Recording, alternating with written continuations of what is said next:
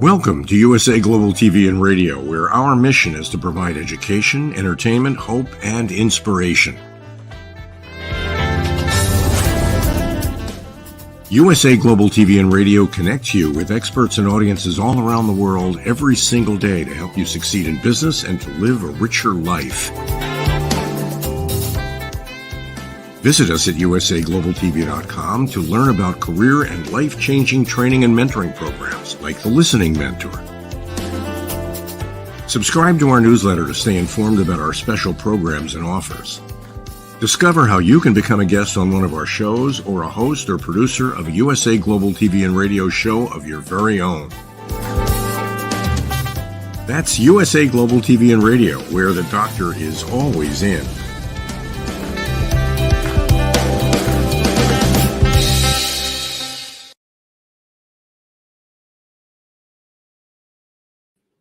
Hello, everyone. Welcome home to USA Global TV and Radio. I'm Dr. JACALYN KERBECK, and our show today is Stories of Hope, Inspiration, and Overcoming Adversity. I'm here with the star of our show, Doug Lawrence. Doug, how are you today?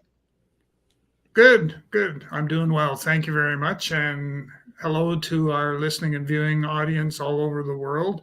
Thank you for taking time to be with us this morning, or whatever your time is, but thank you for being with us. And if you're not able to listen to us live, please go to our YouTube channel, the USA Global TV and Radio YouTube channel, and you'll be able to find today's show there, as well as a number of other ones that you can, when time permits, you can go in and listen to the shows and take away the messages that are important to you. Thanks so much, Doug. You know, I just pulled up the YouTube channel and we've got 22,286 subscribers, which is way up, and 114,000 views over the last 28 days. So thank you, everyone out there. If you are watching, please do subscribe. Just click that button. We have over 40 shows that people can choose from. So, Doug, we just finished another show, and it was a heavy one. And you did a lot of work on that, and now we're going to be talking about inspirational books. How is it that you can make that transition? Do you want to make it? Do I want to make it? It's, for me, it's going to be just a wee bit of a challenge, because my reading style is probably different than a lot of folks, in that when I pick a book up, if it doesn't grab my attention in the first couple chapters, chances are it ends up in the, Davy Jones's locker, so to speak, where the unread book will sit in a cupboard or wherever. Fortunately, my daughter is an avid reader, so sometimes before they get cycled from me, anyhow, before I cycle them to Davy Jones's reading locker, that she may take it and go through and read it and give me the Reader's Digest version of what the book had, and then I can decide if I want to revisit reading it or not. And chances are I'm probably going to go, no.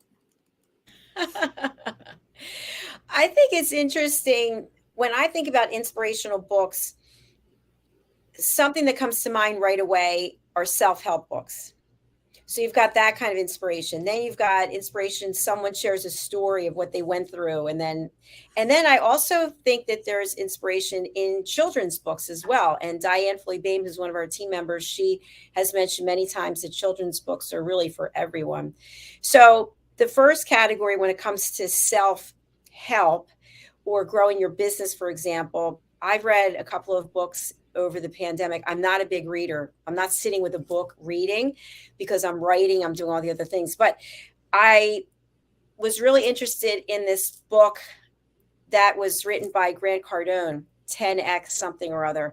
And I got a lot of good information from it because he talks about his story, and he didn't have this charmed life and everything just went perfectly for him. So there was motivation in the story itself for me. The fact that, okay, peel back the layers, who is the man really? So that kind of thing always interests me, as opposed to other books out there that are just lists of things. Do this, this, this, this. I need to actually be able to connect with the author on a personal level. What do you think? I'm probably much the same way.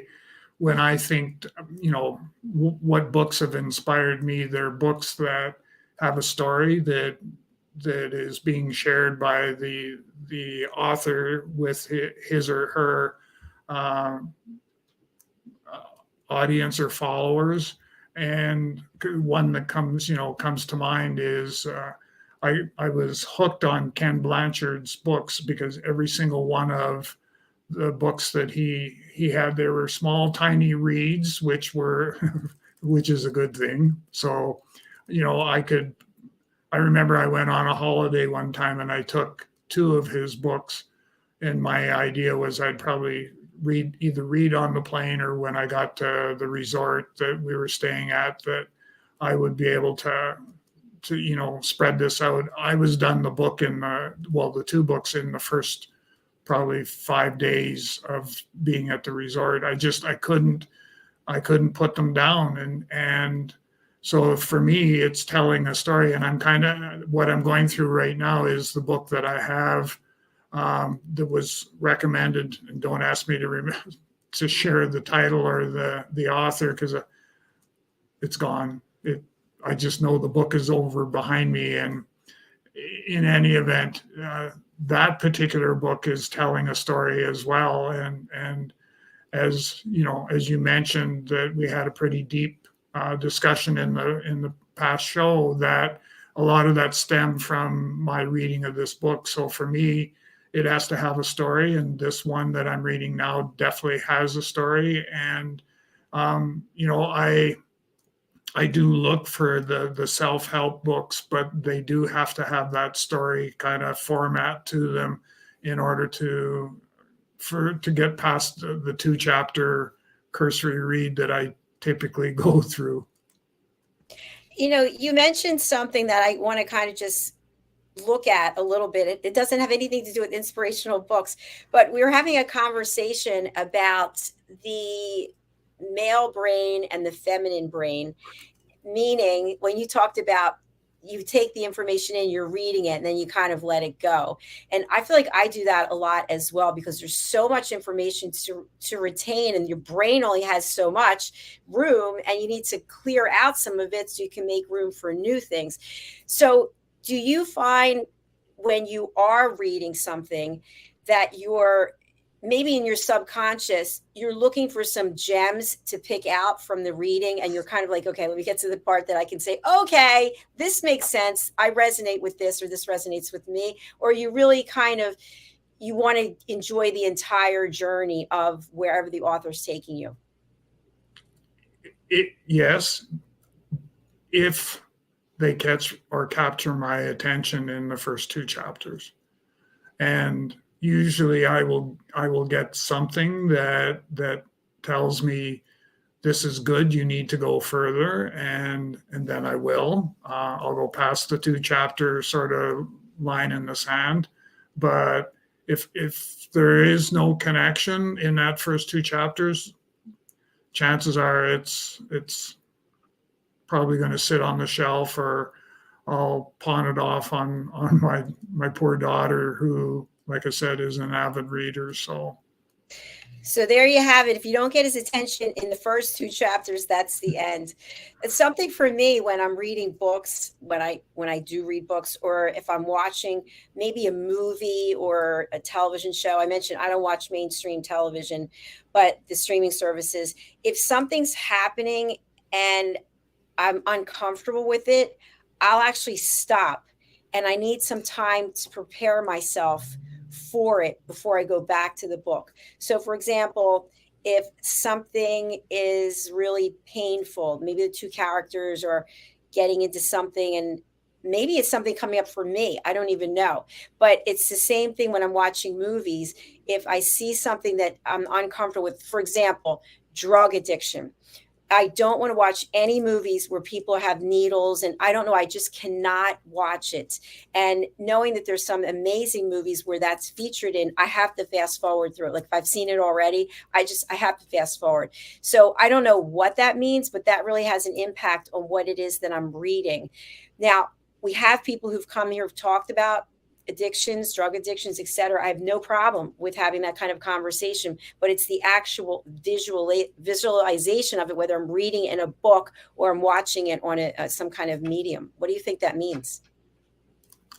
It's obviously because when you're sort of sharing that experience, I was thinking back to, my time in the police force and being involved in having to deal with different situations where, I had to be comfortable with a needle. And so it conjured up a vision, and not a vision, but a memory of, a couple times where I ended up, because there was no one else, basically, I ended up having to do the task at hand, which required using the needle to draw fluid and stuff like that. So without getting into some not so pleasant details and stuff like that, but I still I still recall going through that process, and it's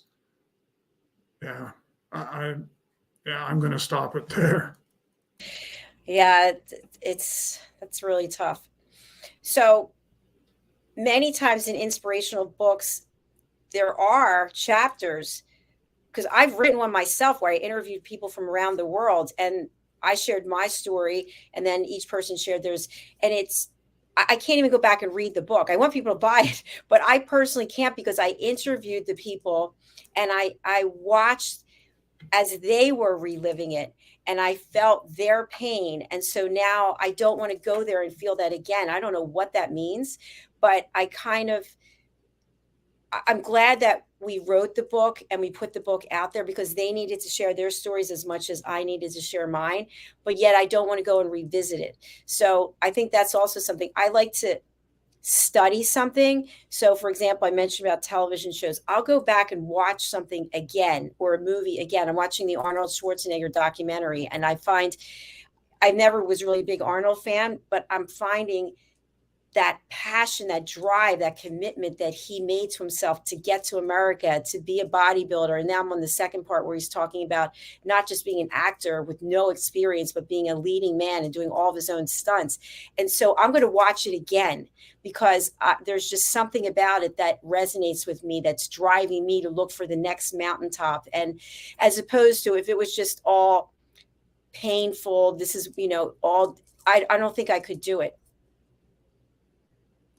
It's tough because I know, with TV shows and stuff like that, I'm drawn to ones that have a story that is sort of topical. So there's one Fire Country it's about a family that is part of the firefighting in the bush, so to speak, and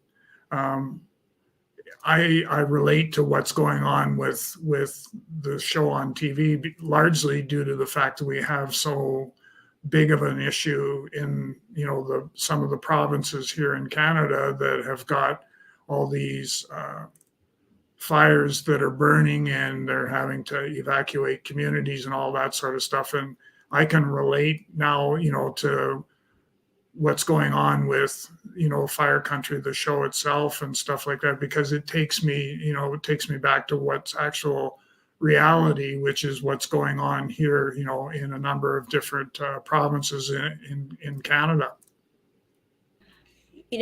That's so important what you just mentioned, because here on the East Coast of the United States, we were all impacted by the air pollution that was coming from there, and that you're there. Yeah, I think back to, because they went through it again, a community of about 4,000 to 5,000 people just inside the Northwest Territories border. And when I was stationed there in 1980 to 84, and we actually had forest fires back then that encroached very close to the community, and they had, made plans to evacuate. So in their idea of what they were going to do was load everybody onto barges and put the barges out into Great Slave Lake. That was the best approach was, because there was no guarantee we were going to be able to drive out. So the idea was to do that. And fast forward to just this year, and the town was under siege again of forest fires, and that there was no mention made of the barge evacuation idea, but definitely they're experiencing once again that same sort of thing of the fires and the potential for having to be evacuated. How are you feeling, by the way, with the air quality? Has it impacted you at all? Not a lot. I'm not getting out as much, but I've got lots of stuff on the go, so it kind of keeps me inside. But every once in a while, I'll maybe go outside. I have to water the flowers. I can't. That's part of my job. So that's a whole nother story. Anyhow, but yeah, I do. I've gone out a couple times where I can tell from how the smoke will impact your lungs and stuff from breathing and stuff like that. But we're fortunate here that we've probably had 2 or 3 days where it was fairly smoky, and that's been it. Thank goodness. It impacts so many people and the planet. Obviously, everything seems to be shifting. So back on the subject of books, when you're contemplating reading a book, does the number of pages have anything to do with whether or not you're going to read it? So if you got a 1,000-page book and I say, Doug, here you go, or I give you a book and it's maybe 100 pages, does it matter?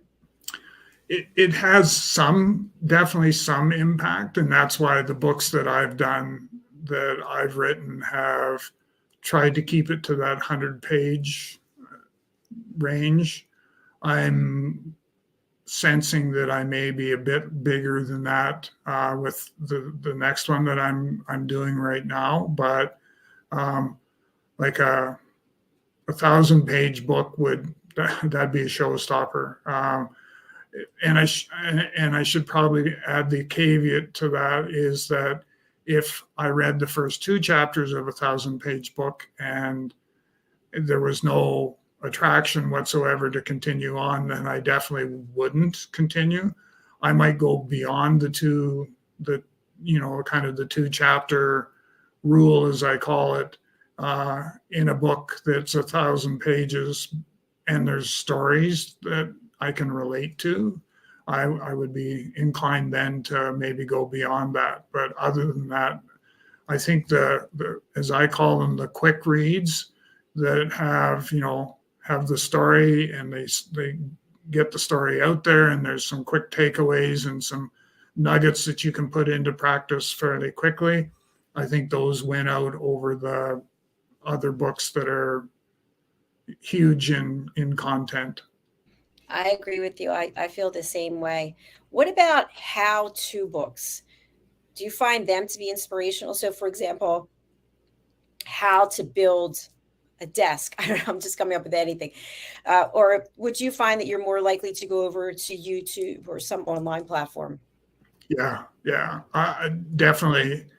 And I'm, it's funny because I'm learning more and more from my children, because the first place they go to is the internet, and go to Google, and they'll get you the answer right away. And I'm kind of going like, okay, what happened to the way things were before, where you'd have to buy a user's manual, or you'd get something in paper format, where now you go to go to the internet and you can find what you want. Plus, they'll even give you a video on top of it all, heaven forbid, that, will take you through step by step in fixing the problem that you're trying to fix.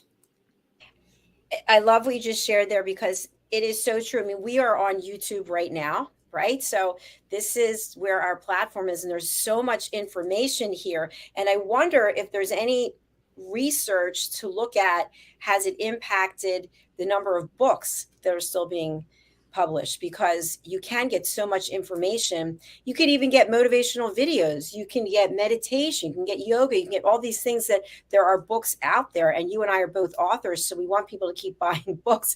And I think it's a combination, really, because when you have the book, you can always go back and refer to it. You can still go to YouTube and watch, obviously, because that's what we encourage people to do.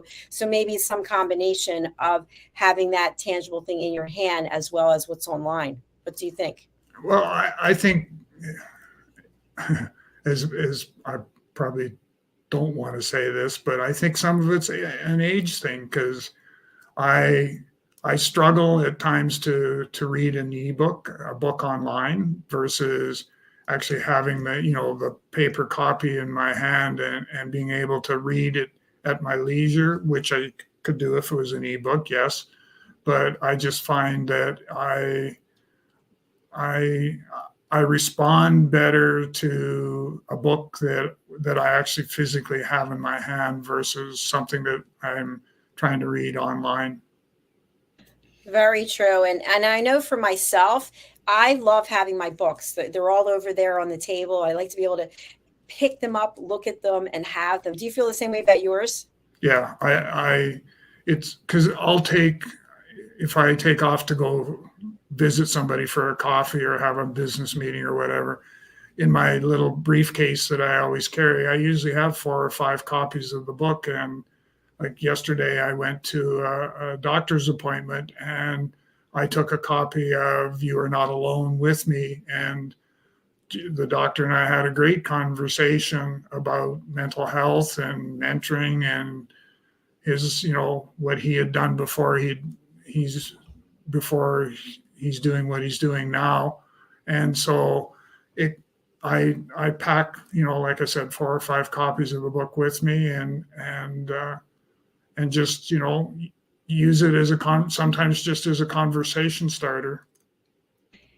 And would you describe, for people who haven't read your books, would you describe them under the inspiration category?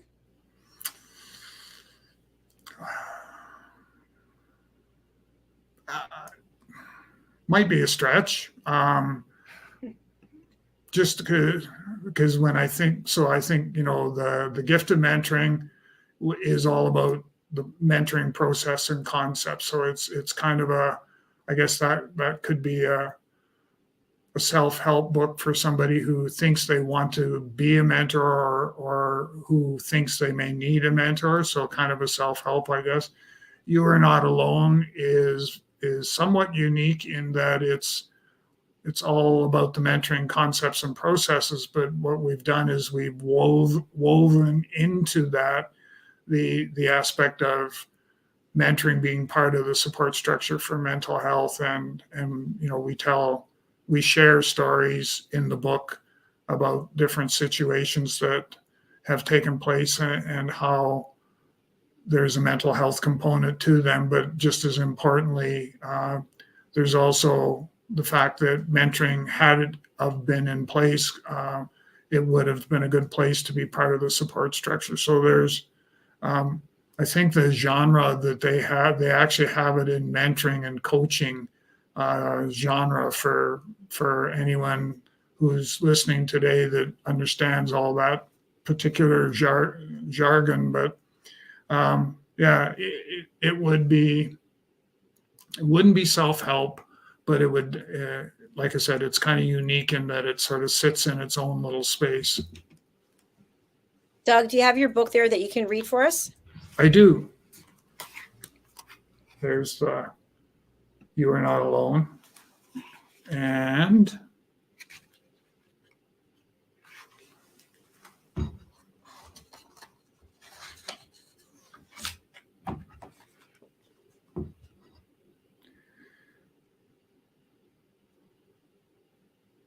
just make sure here. People are now looking at mentoring in a different light. Mentoring in the 21st century has become effective mentoring. The terminology effective mentoring is clearly indicative of the paradigm shift that I mentioned earlier.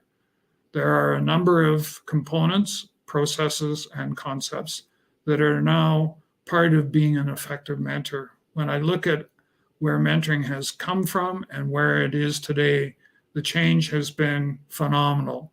It has become what it is today because of it being recognized as a viable business solution.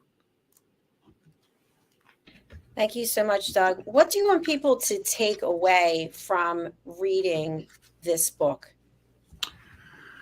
Well, the most important thing for me is to, number one, recognize that mentoring can and will definitely be part of the support structure for mental health. So people that are dealing with, grief and mourning and post-traumatic stress, operational stress injury, all of those elements that mentoring does have a place to play in there. The other part that I think is important is just a deeper, richer understanding of the mentoring process and what it can provide to anyone, for that matter. If you take the time to, it's like everything else. The more you put in, the more you get out, and mentoring is no different. So the more you can educate yourself or get the training, the education that you need to be an effective mentor, the more that you can do that, then what you get to give back is a deeper, richer mentoring experience. And I think that's another takeaway from reading You Are Not Alone. And Doug, would you say that there were role models or mentors or books that have been written that inspired you to write yours?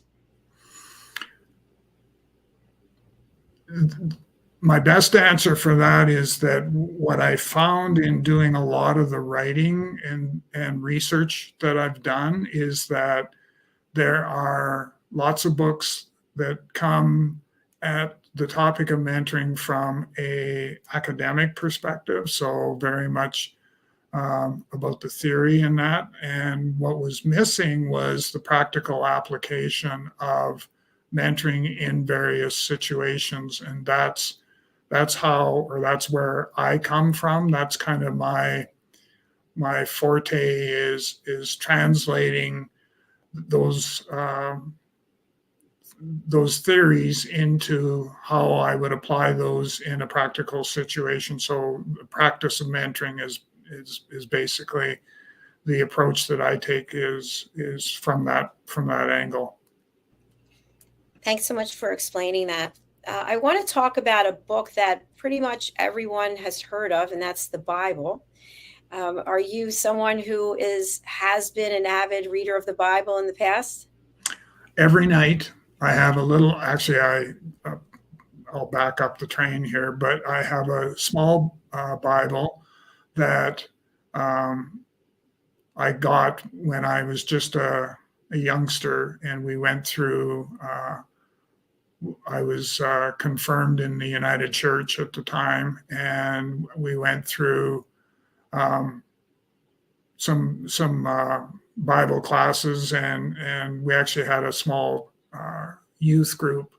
And I remember we went to little camp outings and stuff like that, and socialized and all that sort of stuff. But I ended up, I think I was trying to remember, I've obviously blocked this out for a reason, but I was trying to remember, I think it was I can't remember if it was my father or my father's second wife that had actually had the little Bible and had given it to me and said, I believe this is yours, because it was inscribed inside with my signature, and that back in, gosh, I think it was 1967 or something like that. So anyhow, I have this little tiny Bible that sits on my end table in the bedroom, and every night I open it up to the 23rd Psalm, and I read that out loud, and that's my daily, nightly ritual that I go through. And I find that it helps me ground myself after a busy day, and it also helps me from the aspect of peace and solitude. I get that from reading that. I've done some other, looked at some other scriptures and stuff like that, but it's the 23rd Psalm that has the biggest message for me, and it was actually one of the scriptures that we read at Deborah's celebration of life.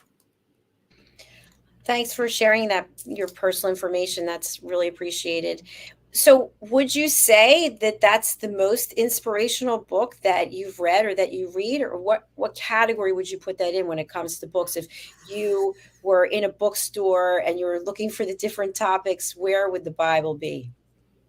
It would definitely be at the top. It would be a book that I would, it, it would be a book that I would recommend to people to, especially with everything that's going on in the world today, that this is a book that can, be there to be, provide you the guidance that you need. It can be a book that's there to provide you the peace and solitude that you may be searching for. So it would be a book that, I would definitely recommend if it were on the bookshelf in a bookstore. Thank you so much, Doug. Yes, there is a lot of inspiration in the Bible. When we think about other books that inspire us, I had mentioned Grant Cardone, not a paid spokesperson, but Grant, you can send the check if you'd like. I also read some fitness books because I'm really always thinking about how can I take myself to the next level. And I like having a book because I can just pick it up and I could take it to the gym with me if I wanted to. I have some workout equipment here. So that's something that really inspires me to be the best version of myself. What about fitness books? Do they do anything for you? No. No, and it's interesting that because Deborah was into fitness, she was in a bodybuilding competition and all that sort of stuff. So she was kind of my book when it came to when I was actually doing some serious weight training and stuff like that myself. She was kind of my book that I would go to her and this is what I want to do, or this is what the outcome I'm looking for. How do I get there, so to speak? So, but to pick up an actual paper copy of a book, probably no. So that explains how, when I was talking about Arnold Schwarzenegger, and so that's how you knew of him because of Deborah and her bodybuilding. Yeah. There was a number of bodybuilders that she followed, and don't ask me who they are because I don't, that's another part I blocked out. So but she did that part. She did the bodybuilding, the competitive aspect of it, and then the couple jobs that she had, she was actually a gym fitness attendant. So she would be the resident expert in a. So one of the hotels has a gym in the basement of the hotel where clientele come to work out at lunchtime and stuff. And she was hired to be sort of the personal trainer for everybody that came to the hotel. So she had that stuff going on as well. And that just gave us, lots of different experiences and things that for me because I would listen to what she was saying and gave me different perspective on things that I could be doing differently to get different outcomes. So much knowledge and experience that you have, Doug. I really just am so thrilled that you are here on our platform, bringing it every single week. So we're down to the last few minutes of the show, and I'd love to have you read something else from your book, if you would. I can certainly take a look here and see what we've got.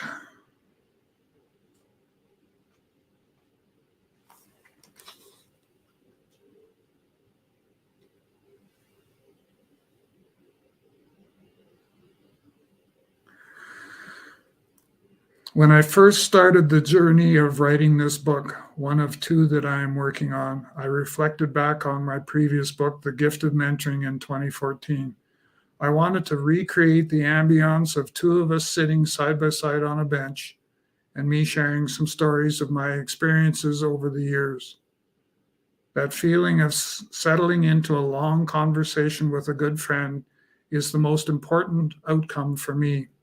I won't make any promises as to what you should expect, but I encourage you to pick up a copy of this book and read it with an open mind. I've learned a lot while researching and writing this book, and I hope you will too. Excellent. Thank you so much, Doug. And people can go over to Amazon and pick up a copy of your books, correct? Correct. Fantastic. So as we close out this show, I would love for you to share something you shared before, but there are people who are going through hard times and they need to work with someone, and maybe they don't have as much money as they'd like to be able to hire someone. What does your process look like for working with someone? So people can reach out through my website. Number one, we'll talk about the contact part. So can reach out through, my website at www.talentc.ca and go to the contact page and connect with me that way. You can find me on LinkedIn. I'm relatively active on LinkedIn. So search on Doug Lawrence. Once you've found me, then just direct message me and we'll set up a time that's convenient for us to have a conversation. But probably just as easy for us both is to send me an email at doug.lawrence@talentc.ca. So the word talent with a small c on the end, .ca. And I'll get back to you as quickly as I can. Thank you so much, Doug. Oh, sorry, I was going to say. I was just, what I was going to say was that if you're reaching out to get some help in dealing with, some situations that you're going through, whether it be the loss of a loved one or anything in general, that reach out to me first and let's have the conversation to sort of see if I'm even the right person to be able to, help you on your journey. And if so, then we can have a conversation. And my philosophy is that if it's money that is preventing you and I from working together, and obviously your need is great, that we'll take money off the table. It won't be part of the conversation, and we'll just focus on you as an individual and what we can do to help you on your healing journey, no matter what it may be. That's so generous of you, Doug. And he's here. You see him, reach out to him. His information is right there on the screen. And a lot of times people want to do something, but they're literally unable to move forward because they're afraid of what they're going to find out, or they're afraid to do the work. They're afraid maybe that their life is going to change. What do you have to say to them, Doug? It's you're not helping yourself if you are, if you're afraid to reach out and ask for help. And here's the thing that probably that we all need to think about is that if I don't ask the questions, if I don't ask, how am I going to deal with this situation? I don't know which way to turn. So if I don't ask those questions, I'm never going to know the answer. And with me, what I would promise you is that if I don't think you're ready, or I don't think I can help, I'm going to be honest, and I'm going to tell you right up front that I think, your time may be better spent working with somebody else, and this is who I would suggest. Or, maybe let's explore this a little bit deeper before we make a decision whether we're going to go forward together or not. But at the end of the day, the most important thing in this whole conversation is you. Wow. I love how you just brought that all together. It's you out there watching or listening. Take action. Reach out to the man. He is here. He has given you his LinkedIn, his website, his email address. Please do contact Doug. Doug, another episode. How do you feel at the end of this one? Definitely not as weighed down as the other one. Good, you feel lighter, and Yes. that's what we want. The yellow background, the butterflies. It's meant to inspire and have people put some of that heavy baggage down. Yeah, for sure. All right, thank you again for being here. We'll be back next week. Our next show is coming up. It's Talking Heads with our expert Caroline Heward, and she explores a lot of topics that are really heavy too. So just buckle yourself in for some more education. We're happy to have you, and we really appreciate you. Thanks, Doug. Bye, everyone. Bye-bye. Bye.